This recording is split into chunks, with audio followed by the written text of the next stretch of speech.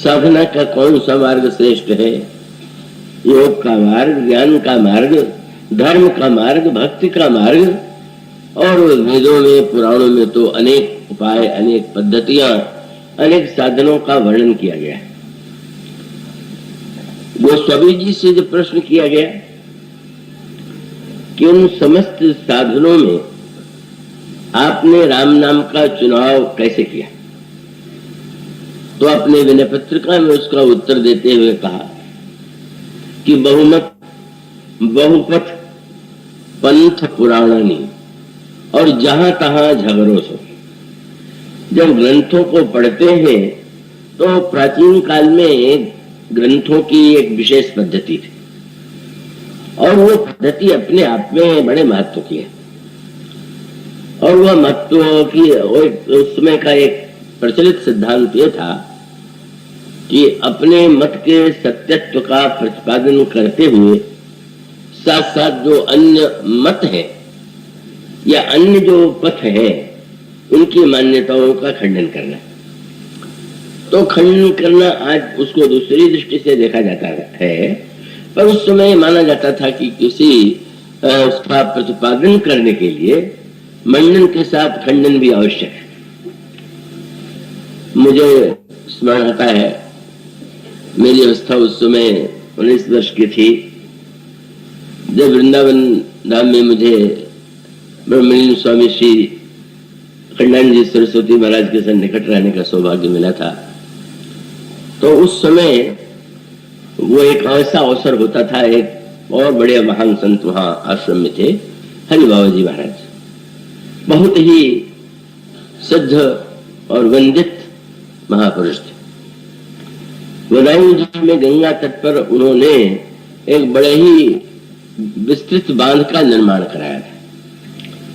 उस समय सरकारी प्रयास से नहीं हुआ था, पर किसी समय गंगा में नाव पर बैठ के जा रहे थे, बाढ़ आई हुई थी, पशु भी बह रहे थे। मनुष्य के संकट को देख करके उन्होंने ये सोचा कि एक बांध यदि बना दिया जाए तो जो किनारे के नीचे गांव है वो बच सकते हैं। उन्होंने संकल्प किया, और वो एक सिद्ध महापुरुष थे, उनके संकल्प से वो एक संभवतः जहां तक मुझे स्मरण आता है 16 किलोमीटर का बांध कोई सीमेंट आदि का नहीं था, वो मिट्टी आदि से ही बनाया गया था। तो वैसे तो श्री हरि बाबा जी वृंदावन में रहते थे, लेकिन होली के समय वहां पर उस बांध पर उत्सव मनाया जाता था, और वो वहां के लोग उनको हरि बाबा न कह करके हरि भगवान कहते थे। बड़ी भारी अटूट आस्था थी। तो उस समय श्री बाबा जी महाराज, स्वामी जी महाराज, ये सब के सब जाते थे। तो मैं भी बालक के रूप में, वक्ता तो बना दिया गया था प्रभु के द्वारा, पर वहां गया था। जब प्रवचन श्रृंखला चल रही थी तो बहुत से वक्ता आए हुए थे, और उन वक्ताओं में से एक महिला वक्ता थी, बड़ी योग्य थी, और किसी बात का मैंने प्रतिपादन किया तो उन्होंने नाम लेकर के खंडन कर दिया कि उन्होंने जो कुछ कहा है वो बिल्कुल सही नहीं। सुन लिया मैंने, पर यह मान करके कि इस खंडन मंडन के फेर में पड़ना उचित नहीं है, मैं चुप रहा। उस दिन भी चुप रहा तो स्वाभाविक था। दूसरे दिन भी मैंने उसकी कोई चर्चा नहीं चलाई, और जब 2 दिनों तक मैंने चर्चा नहीं चलाई तो स्वामी जी महाराज ने मुझसे कहा कि तुमने जो प्रतिपादन किया था उसका नाम लेकर के उन्होंने खंडन किया था, उसका तुमने कोई उत्तर नहीं दिया। तो मुझे आश्चर्य हुआ कि वो उसका अर्थ है कि मैं खंडन करूं, पर उन्होंने कहा कि तुम साधना या अपने स्वभाव से यह भले ही मानते हो कि किसी का खंडन नहीं करना चाहिए, पर यह तो उचित सिद्धांत नहीं है, क्योंकि उसका परिणाम होता है कि तुमने अगर कोई सही सिद्धांत भी कहा है और दूसरे ने खंडन किया और उत्तर नहीं मिला, तो इसका अर्थ है कि वो सिद्धांत तुम्हारा भ्रामक था। तो भले ही व्यक्तिगत कारण से नहीं, पर तुम्हें उत्तर देना ही चाहिए। और उस बात को मैं थोड़ा आश्चर्यचकित था, इतने सौम्य, इतने संत स्वभाव के उन्होंने खंडन का आदेश दिया। मैं स्वभाव से उनकी आज्ञा का पालन करते हुए का खंडन मुझे करना पड़ा। तो उसका अर्थ ये था कि उनका अभिप्राय यह था, और प्राचीन परंपरा में आप देखेंगे जो वो बड़े आचार्य हुए हैं, उन्होंने अपने सिद्धांतों का जो वर्णन किया है, निरूपण किया है, उसके साथ साथ खंडन अवश्य किया। और उसको लेकर के यहाँ पर बड़ी एक प्रचलित धारणा थी, यहाँ भगवान शंकराचार्य शास्त्रार्थ के लिए सारे देश का भ्रमण करते हैं और अन्य जितने सिद्धांत हैं उनका खंडन करते हैं, अपने सिद्धांत का मंडन करते हैं।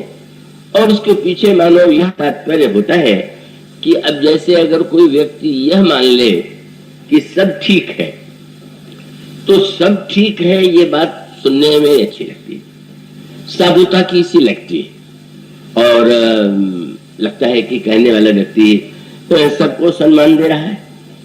अपने स्थान पर वह ठीक होते हुए भी उसके पीछे एक विशेष कारण है कि जब सब ठीक है, अगर किसी व्यक्ति के मस्तिष्क में ये बात आ जाए तो वो भ्रमित भी हो सकता है। सब ठीक है तो वो अपने लिए निश्चित नहीं कर पाता कि वो मेरे लिए क्या ठीक है।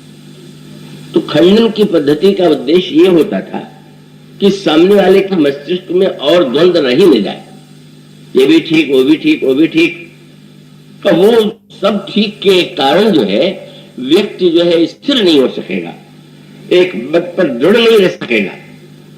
इसलिए वो लोग ये मानते थे कि उस व्यक्ति के मस्तिष्क में बात पूरी तरह से बैठ जानी चाहिए कि वो जिस मत में, जिस सिद्धांत को मानता है उसको छोड़ करके कोई सही नहीं। तो वो एक पद्धति की बात है, उसके पक्ष विपक्ष में बहुत से तर्क वितर्क किए गए हैं, कभी आचार्य और साधु का भेद किया गया है। लेकिन यह जो रामचरितमानस में भी इसका एक आपको दर्शन मिलेगा। भगवान शंकर से पार्वती जी ने प्रश्न किया, भगवान का अवतार क्यों होता है? तो भगवान शंकर ये कहते हैं कि पार्वती, ईश्वर का अवतार क्यों होता है, इस विषय में दावे से कुछ नहीं कहा जा सकता। और उनका वाक्य आपने पढ़ा होगा जिसमें शंकर जी कहते हैं, हरि अवतार है तुझे ही होई, इदम इत्थम कही जाए न सोई। इदम इत्थम, बस यही ऐसा है, ये नहीं कहा जा सकता। तो महाराज फिर क्या आप कोई कारण नहीं बताएंगे? उन्होंने कहा मैं बताऊंगा। भगवान शंकर ने ये कहा कि जब किसी सिद्धांत का व्यक्ति प्रतिपादन करता है तो यह आवश्यक नहीं है कि तत्वतः वही सत्य हो। वह अपनी बुद्धि और विवेक की क्षमता से जिसे समझता है और समझने के बाद वह प्रतिपादित करता है, तो वो स्वाभाविक है कि अपनी बुद्धि की उड़ान होती है, और उड़ान है तो उड़ान तो ठीक ही है। लेकिन कोई दावा नहीं कर सकता कि जो उसने कहा है वो वही सत्य है, वही पक्ष। पर फिर संतों ने, मुनियों ने वेद में, पुराण में अनेक भिन्न भिन्न बातें कही गई हैं, उनमें कोई तो परम सत्य होगा। तो शंकर जी ने कहा नहीं, कोई परम सत्य नहीं। क्यों? बोले तदपि संत मुनि वेद पुराण, वेदों का नाम ले लिया, पुराणों का नाम ले लिया, और संतों और मुनियों का भी नाम ले लिया। तो महाराज का नाम आप ले रहे हैं तो उनकी बात तो निश्चित रूप से सत्य ही होगी। वहां शंकर जी स्पष्ट कर देते हैं कि वे जो कहते हैं, क्या वो एक ही बुद्धि की स्वयं अपनी समझ नहीं होती? और इसलिए वो पंक्ति आपको मिलेगी जब शंकर जी ने कहा, तदपि संत मुनि वेद पुराना, जस कछु कहीं स्वमति अनुमान। उनकी बुद्धि में जैसा लगा उन्होंने वैसा कहा, और फिर उन्होंने जोड़ दिया।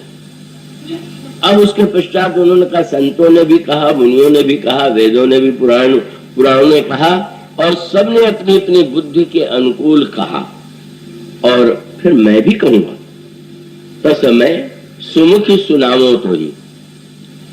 तो पार्वती जी ने कहा कि अब आप तो परम सत्य ही कह रहे होंगे। बिल्कुल नहीं, समुझी परई जस कारण मोही, उनके समझ में जैसा आया उन्होंने कहा, मेरी समझ में जैसा आ रहा है मैं कह रहा हूं। ये शंकर जी की वह, भगवान शंकर की वह दृष्टि है, जो उसका अभिप्राय ही है कि जब भी कोई व्यक्ति वाणी के द्वारा प्रतिपादन करेगा तो वो कितना भी कुछ कहे वो निष्पक्ष नहीं हो सकता, संस्कार से मुक्त नहीं हो सकता, मान्यताओं से मुक्त नहीं हो सकता। और इसलिए वो जो कुछ कहा जाता है वह केवल बुद्धि के अपने संदर्भ से उन्होंने अपने को भी सम्मिलित कर दिया। तस्य मैं सुमुख सुनामो तो ही समुझी परई बस कारण। भगवान शंकर ने बड़े विस्तार से उत्तर दिया, पर भगवान शंकर तो वह दृष्टि देते हैं कि जो सत्य के सर्वथा अधिकतम निकट है, और उसका अभिप्राय है जब आप भाषा में बोलेंगे तो जिस भाषा में बोलेंगे उस भाषा के प्रति पक्षपात हो। आप जब प्रतिपादन करेंगे तो कहीं न कहीं आपका संस्कार सम्मिलित हो, बहुत में सम्मिलित होगा। यह तो हो सकता है कि परम सत्य की अनुभूति एक जैसी हो, पर उस अनुभूति को जब व्यक्ति प्रकट करेगा तो उसमें भिन्नता होगी। इसलिए भगवान शंकर ने स्पष्ट कह दिया, इससे बढ़ के विनम्रता की भाषा क्या होगी। पर विनम्रता की भाषा नहीं है, ये तात्विक भाषा भी है। और इसका अभिप्राय कि जो परम सत्य है वो वाणी का विषय कैसे हो जाएगा, कहो बुद्धि और तर्क का विषय कैसे हो जाएगा। पर उसका अर्थ नहीं कि व्यक्ति न कहे, न प्रतिपादन करे,